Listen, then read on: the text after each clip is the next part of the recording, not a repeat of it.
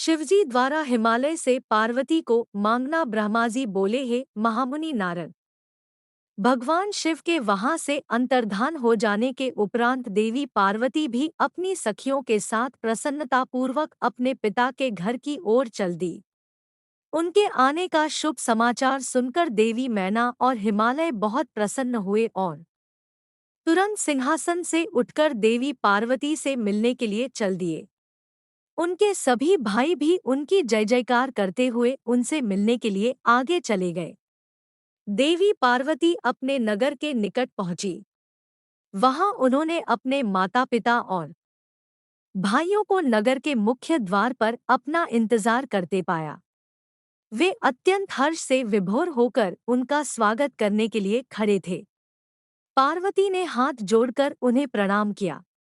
हिमालय और मैना ने अपनी पुत्री को अनेकानेक आशीर्वाद देकर गले से लगा लिया। भाव विह्वल होकर उनकी आंखों से आंसू टपकने लगे। सभी उपस्थित लोगों ने उनकी मुक्त हृदय से प्रशंसा की। वे कहने लगे कि पार्वती ने उनके कुल का उद्धार किया है और अपने मनोवांछित कार्य की सिद्धि की है। इस प्रकार सभी प्रसन्न थे और उनकी प्रशंसा करते हुए नहीं थक रहे थे। लोगों ने सुगंधित पुष्पों, चंदन एवं अन्य सामग्रियों से देवी पार्वती का पूजन किया। इस शुभ बेला में उन पर स्वर्ग से देवताओं ने भी पुष्प वर्षा की तथा उनकी स्तुति की। तत्पश्चात बहुत आदर सहित उन्हें घर की ओर ले जाया गया और विधि विधान से उनका गृह प्रवेश कराया गया। ब्राह्मणों, ऋषिमुनियों, देवताओं और प्रजाजनों ने उन्हें अनेकों शुभ व उत्तम आशीर्वाद प्रदान किए। इस शुभ अवसर पर शैलराज हिमालय ने ब्राह्मणों एवं दीन दुखियों को दान दिया। उन्होंने ब्राह्मणों से मंगल पाठ भी कराया। उन्होंने पधारे हुए सभी ऋषिमुनियों, देवताओं और स्त्री पुरुषों का आदर सत्कार किया।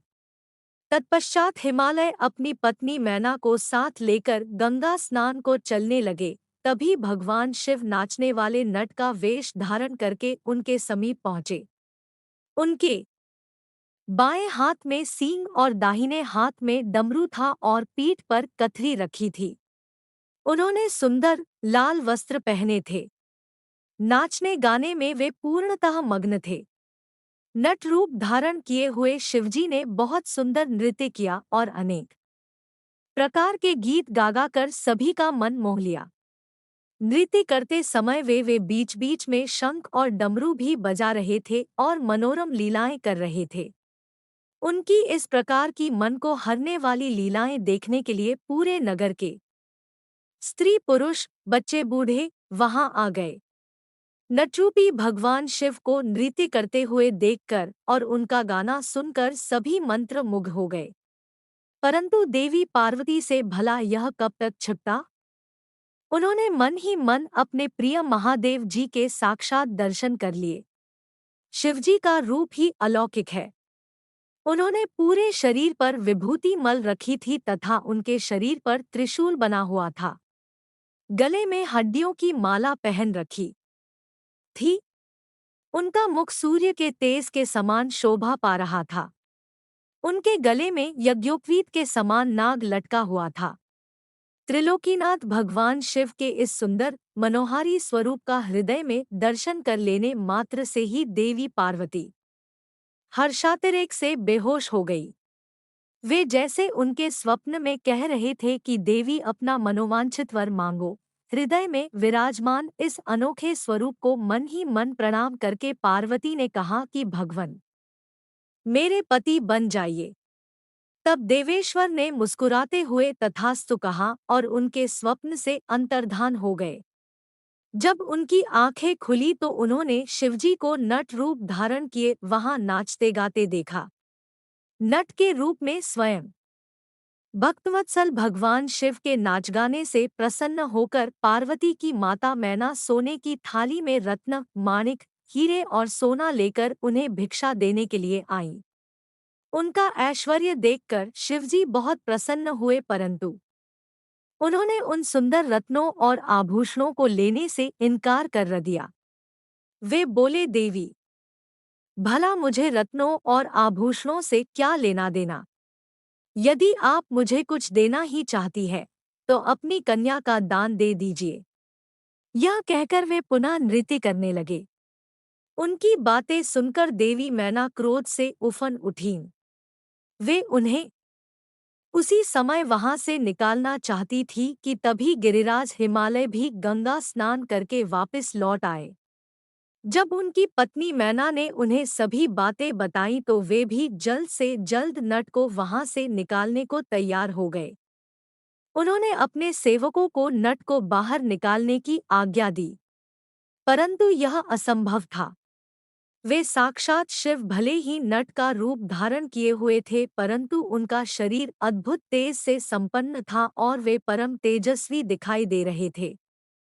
उन्हें उठाकर निकाल फेंकना तो दूर की बात थी, उन्हें तो छूना भी कठिन था। तब उन्होंने मैना हिमालय को अनेक प्रकार की लीलाएं रचकर दिखाई। नट ने तुरंत ही श्रीहरि विष्णु का रूप धारण कर लिया। उनके माथे पर किरीट, कानों में कुंडल और शरीर पर पीले वस्त्र अनोखी शोभा पा रहे थे। उनकी 4 भुजाएं थीं।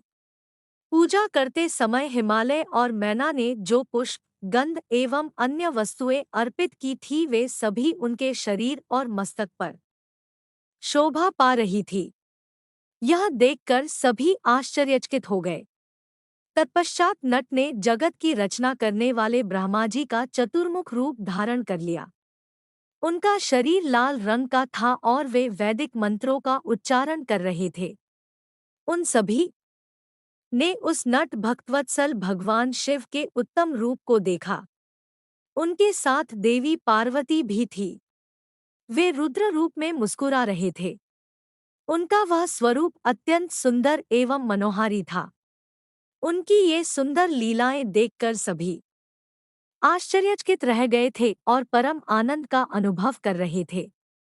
तत्पश्चात पुनः एक बार नट रूपी शिवजी ने मैना हिमालय से उनकी पुत्री का हाथ मांगा तथा अन्य भिक्षा ग्रहण करने से इनकार कर दिया, परंतु शिवजी की माया से मोहित हुए गिरिराज हिमालय ने उन्हें अपनी पुत्री सौंपने से मना कर दिया। बिना कुछ भी लिए वह नट वहां से अंतर्धान हो गया। वे सोचने लगे कि शायद वे स्वयं भगवान शिव ही थे जो स्वयं यहाँ पधार कर हमारी कन्या का हाथ मांग रहे थे और हमें अपनी माया से छलकर अपने निवास कैलाश पर वापस चले गए हैं। यह सोचकर हिमालय और मैना दोनों ही एक पल को बहुत प्रसन्न हुए, परंतु अगले ही पल यह सोचकर उदास हो गए कि हमने स्वयं साक्षात शिवजी को बिना कुछ दिए और उनका आदर सम्मान किए बिना ही खाली हाथ अपने द्वार से लौटा दिया। वे अत्यंत व्याकुल हो उठे।